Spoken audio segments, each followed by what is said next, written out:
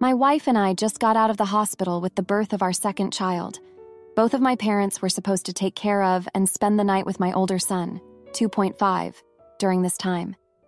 We went through every single detail together as this is the first time both my wife and I would be away from him overnight, so it was a big moment for us mentally. Both of my parents got the play-by-play, and our understanding was both parents would be staying overnight to help our son. My mom would talk about how they would both sleep either on our couch or on an air mattress in our bedroom, as my son has a tendency to get up several times during the night. He will walk through the house at night looking for us, so we wanted to make sure my parents would sleep on the same floor as him and be easy to find. While I ultimately trust both of my parents, my mom is a nurse and has a great overall motherly caring capacity. We were comforted that she would be with my son the first night away. She has spent more time with him and was involved with caring and changing his diaper. I trust my dad, but he did not have the same level of caring, changing diapers, etc. with him. Without telling either my wife or I, my mom decided to not spend the night at our house and left my dad there alone. She left after my son went to bed so she can get a better night's sleep at home for work the next day. I found this out from the cameras at the house. I am not 100% certain on this, but I think there is a high probability. She turned off tracking on her phone as her driving history randomly stopped. We share location via app. I found this out on my own the first night in the hospital, and did not say anything to her because I did not want the drama while we were in the hospital. She did it again the second night. I asked my wife while in the hospital if it was her understanding that my mom would not spend the night at my house, and she said definitely not. We contemplated if I needed to go home to make sure everything would be good with my son. While in the hospital, she was texting me updates about how the night went, number of times my son woke up, etc. I just felt like she was trying to play it like she was there when I knew she was not. I texted my dad directly to check in. After we left the hospital, I texted my mom saying, going forward, I would like better communication regarding the care of my children. Basically, if she promises something to me regarding the care of my children, she needs to either fulfill it or discuss it with me if the plans change so I am aware. My mom got extremely defensive, justifying her decision, and would not let me talk over the phone. Her position was that nothing bad happened to my son. He was always safe and at home. I said I'm done with this conversation and hung up. I took a later call from her and let her know all my frustrations with this in a not-so-calm manner. I definitely used more swear words that I'm not proud of. I was worked up. She tried to tell me she didn't want to burden me with the details while we were in the hospital. I told her every detail will always matter to me as it relates to the care of my children. She broke her promise to me, and she should be ashamed of herself for causing all this drama on day #2 of my kid's life. I told her I lost some trust in her, and am disappointed this was not discussed as part of our plans. Am I the jerk? Edit 1. To clarify, the sleeping arrangement was suggested by her. I offered the bed, and she said she doesn't want to mess with changing out the sheets. I could have told her I would handle the sheets looking back. Our couch is a large, oversized L sectional. 2 full adults can easily lay stretched out without touching each other. Edit 2. There was no plan, but instructions. He had to get to daycare during the day, and they needed to know how to sign him in, walk to classroom, etc. Edit 3. The camera is over the driveway, and I have told them it records before. It was no secret. Edit 4. I do not monitor my mom's driving history per se. We use a family sharing app that shows the past couple days' history by default. She can see mine too. Update. Thank you for all the feedback. We talked and both apologized. I apologized for how I reacted and the language used. It was jerk of me. She apologized for not communicating the change in plans. She said it was poor judgment and it will never happen again. Apparently, she thought about letting us know, but did not think it was needed because she knew our kid was safe. I made it clear I was not concerned with Dad caring for our kid. It was about feeling like we were misled. She agreed. I think for me, this demonstrated the blurred line between parents and grandparents, and it's obvious our communication needs work. I can't thank you all enough for your perspectives. Now for a few comments before the update. Comment 1, not the idiot. Reddit is wild today. It's not that Dad can't watch a 2.5-year-old. It's the fact that Mom said she would do one thing and then did another, going so far as to lie about details of the evening as if she were there. All she had to do if she wanted to sleep at home because she had to work the next day was check notes, openly communicate with her son. Comment 2. Everyone sucks here. I understand that your mother should not have lied. However, you are very controlling, tracking her driving, watching her on the camera, and then expecting your parents to sleep on the couch or an air mattress when your mother has to work. It does not take 2 adults to care for a sleeping toddler. It is a bit much. Now, for the update. Hey everyone, thanks for reading my last post and offering your insights. It's been a week since the incident with my mom not staying overnight to help care for my older son, while my wife and I were in the hospital for the birth of our second child. I wanted to provide an update on how things have unfolded since then. After the heated conversation with my mom, we didn't speak for a couple of days. I was still upset about the lack of communication and the broken promise, but I also felt guilty about how I had reacted. I knew I needed to apologize for my language and the way I handled the situation. When we finally did talk, it was a long and emotional conversation. I started by apologizing for my behavior and the hurtful words I had used. My mom listened and then apologized for not communicating the change in plans. She admitted that it was poor judgment on her part and assured me that it would never happen again. As we continued to talk, my mom revealed something that caught me off guard. She confessed that the reason she had decided not to stay overnight was that she had been feeling unwell and didn't want to risk getting my son sick. She had been experiencing some concerning symptoms, but hadn't wanted to worry us while we were in the hospital with the new baby. This revelation put me in a difficult position. On one hand, I appreciated her concern for my son's health and understood her reasoning. On the other hand, I wished she had been honest with me from the start. If she had explained the situation, we could have made alternative arrangements or at least been aware of what was happening. The conversation with my mom brought up some old feelings and memories. I remembered a time when I was a teenager and my mom had hidden a health scare from our family. She had found a lump in her breast but didn't tell anyone until after she had gotten the all clear from the doctor. I understood her desire to protect us, but it had also left me feeling betrayed and shut out. As I processed these emotions, I realized that my mom and I had a pattern of not being fully open and honest with each other. We both had a tendency to try to shield the other from worry or stress, but in doing so, we sometimes created more problems than we solved. I knew that if we were going to move forward and rebuild trust, we needed to work on our communication. I suggested that we set up a weekly check-in, either in person or over the phone, where we could talk openly about what was going on in our lives. My mom agreed that it was a good idea and said she would make it a priority. Over the past week, we've had a couple of these check-ins, and I've already noticed a difference. We've been able to talk about some of the challenges we're facing and offer each other support and advice. It hasn't been easy, but I feel like we're making progress. Looking back on the incident with my mom not staying overnight, I realized that it was a symptom of a larger issue in our relationship. While I still believe that communication is key when it comes to the care of my children, I also recognize that my mom and I need to work on being more open and honest with each other in all aspects of our lives. It's going to take time and effort, but I'm committed to building a stronger, more transparent relationship with my mom. I know that there will be bumps along the way, but I'm hopeful that we can learn from this experience and grow closer as a result. Thanks again for all your support and advice. It means a lot to have a community to turn to during challenging times like these. AITA for feeling distant from my daughter who treated her brain tumor recovering mother poorly. My daughter is 19, still very young but old enough to know what she did wrong. 5 years ago, my wife, her biological mother, began to exhibit very strange behavior. She would say weird things, make impulsive decisions, and act strange. She and my daughter would clash often. Now, my daughter always was a daddy's girl, but she was still close with her mother. I honestly thought my wife was going through a midlife crisis and dealing with the pressures of working while raising a teenager, and we had a come-to-Jesus talk.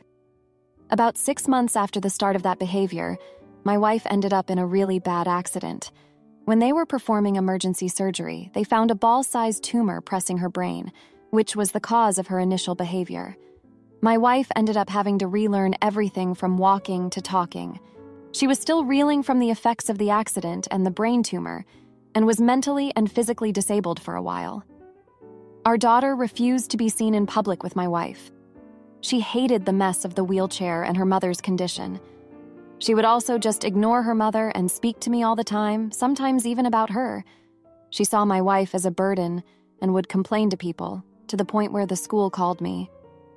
At the time, I was just struggling to get by and I couldn't alienate my daughter. My wife needed a lot of care and my daughter was in a difficult stage of her life that I couldn't abandon her in. When my daughter went off to college, I was sad, but also somehow relieved. My wife still needs a wheelchair sometimes and she has difficulty with some things, but she has honestly improved so much. It really solidified our love for each other and our belief in our marriage. My daughter is coming for summer break after exams. I don't know why, but I feel uncomfortable with her staying for this long. I feel like the sense of closeness I had with her evaporated when she treated her own mother callously. I don't know what to do. My wife is very excited to have our daughter come, but I don't want to see her heartbroken. I've tried getting over it and talking with my therapist, but I just can't feel emotionally close with my daughter, and I'm sure she'll notice. Am I the idiot? Edit. I don't know where any of your assumptions about my wife are coming from. Her mother was never hurtful in any way, including mentally or emotionally. When I said my wife did or said strange things, she had regressed in some ways to a child which was exacerbated by the accident. For example, she would go on and on about a show she watched. She couldn't tell a story. She would spit out food if she didn't like it. My daughter would never have been put in an hurtful situation. Now for a few comments before the update, comment 1. Your wife doesn't remember. So are you entirely sure how your wife said weird things, acted impulsively, and acted strange around your daughter while you weren't there? It is obviously not your wife's fault for having a brain tumor, but your daughter was in some very formative teenage years when this happened, and I'm willing to bet you don't know everything. Your daughter didn't change as a person overnight. There is always a reason. I think the comments discounting your daughter as some ableist, awful person are a bit quick to assume.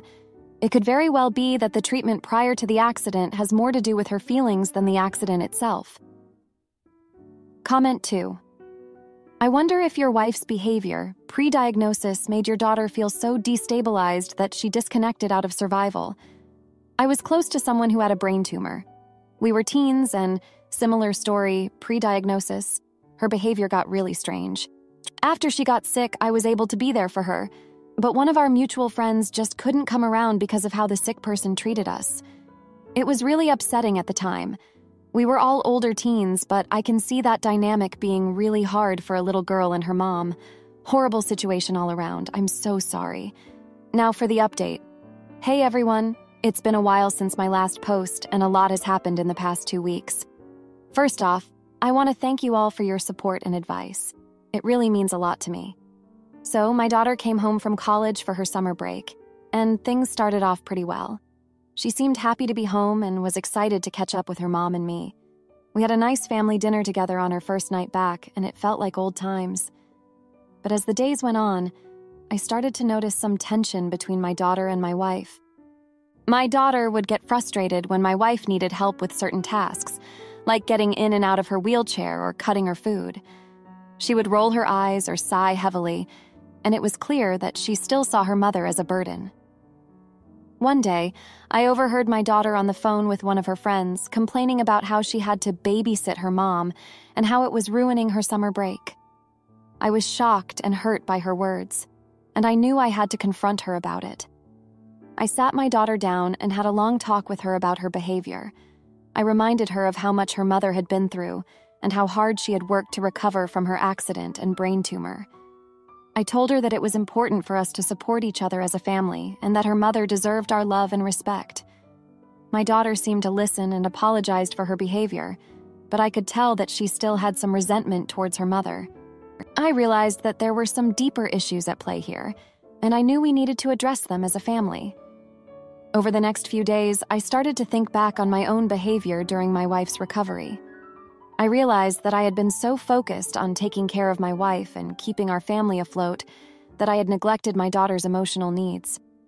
I had assumed that she was old enough to handle everything on her own, but I now saw that she had been struggling too. I decided to have another talk with my daughter, but this time I opened up to her about my own feelings and struggles. I told her how scared I had been when her mother had her accident, and how overwhelmed I had felt trying to take care of everything on my own. I admitted that I hadn't been there for her as much as I should have been, and apologized for not being more understanding of her feelings. My daughter broke down in tears and confessed that she had been feeling neglected and abandoned during that time. She said that she had felt like she had lost both of her parents and that she didn't know how to cope with everything that was happening. She admitted that she had taken out her frustrations on her mother because she didn't know how else to express her feelings. It was a difficult conversation, but it was also a turning point for us as a family. We all agreed to start going to family therapy together to work through our issues and learn how to communicate better with each other. Over the next few weeks, we started to see some positive changes in our family dynamic. My daughter started to be more patient and understanding with her mother, and she even started helping out more around the house. My wife and I also made a point to spend more quality time with our daughter and to really listen to her when she needed to talk. It hasn't been easy, and we still have a long way to go, but I feel like we're finally starting to heal as a family. I'm grateful for the progress we've made and for the opportunity to grow closer to my daughter and my wife. Thank you all again for your support and advice. It really helped me to gain some perspective and to take action to improve our situation. I'll keep you updated on how things go from here. Ida for leaving my husband at a family gathering after he got mad at me for passing out from exhaustion. So recently I, 27-year-old female, had a beautiful baby girl with my husband, 29-year-old male. She's my pride and joy. I love her more than I love myself. But taking care of her has taken its toll on me. My husband promised the work would be 50-50 when we agreed we wanted children. But I don't feel that's being reflected by his actions this past month. It's gotten to the point where I can't even ask him to wash her up without him saying something along the lines of, "My paternity leave is short. I want to make the most of it by relaxing a bit. I'll help you out later." And I get it. His paternity leave is only 6 weeks while mine is 16 weeks. But my nether regions hurt like a witch for a better part of 2 weeks after the birth, and all he could do for me was occasionally burp her. Now, my baby girl has gotten to a phase where she doesn't want to sleep. She'll sleep for an hour, but then she's up and back to crying, and I have to get up and try to soothe her. It's been happening for a week now, and I've gotten so little sleep that I'm nodding off while eating or doing the laundry and stuff. Saturday was the 1-month anniversary of my daughter's birth, so I decided to gather both sides of the family to meet her. They hadn't met her prior because A, I wanted to rest as much as I could, and B, I heard somewhere that you shouldn't be taking babies out and about when they're fresh out of the womb because they're more prone to illness then. So we had this gathering at my mother's house, and all was well. Everyone was cooing over our baby, there was food, people were catching up or meeting for the first time. It was nice, but I had gotten about 3 hours, generous estimate, of sleep in total the past week, and I was starting to feel the effects of it. I was feeling lightheaded and clammy, but I didn't want to make a scene, so I tried to go to a bedroom to lie down. I didn't take 10 steps before my vision completely blacked out. I wasn't down for long, but I had fallen over, which drew some attention. I explained to everyone who was concerned that I was fine and that I was just not getting enough sleep, and I could see my husband visibly frown at that. They gave me some of the dessert my aunt made to get my sugar up, and the party continued. I felt embarrassed about the whole thing, especially since everyone was still looking over me until we left. But it's whatever. What bothered me is my husband's reaction. When we got home, he started going off on me about how I made him look bad and he wasn't taking care of me. I was confused on how the FK me passing out made him look bad, but he refused to explain himself and had a pity party for himself in the kitchen. I was still feeling bad, so I decided to leave him alone and just to go sleep, but he seems to have taken that as a sign that I don't care about his feelings. He's in my ear this morning about how I just ignored him to go sleep last night, and how I didn't even put the baby to sleep before leaving. Is he right? Am I the a-hole here? Update. So I've tried talking with him, but he's been ignoring me and the baby for the last 3 hours. I'd usually wait longer, but I'm just too tired to deal with this right now. You guys were right, I do need help with this, and he's made it very clear he's not ready to help me yet, so I'm just going to go to my mom's place. I'm currently packing. I'm so done. Now, for a few comments before the update, comment 1. So during his restful paternity leave, he provides no support. resulting in you getting 3 hours of sleep that week, and you pass out.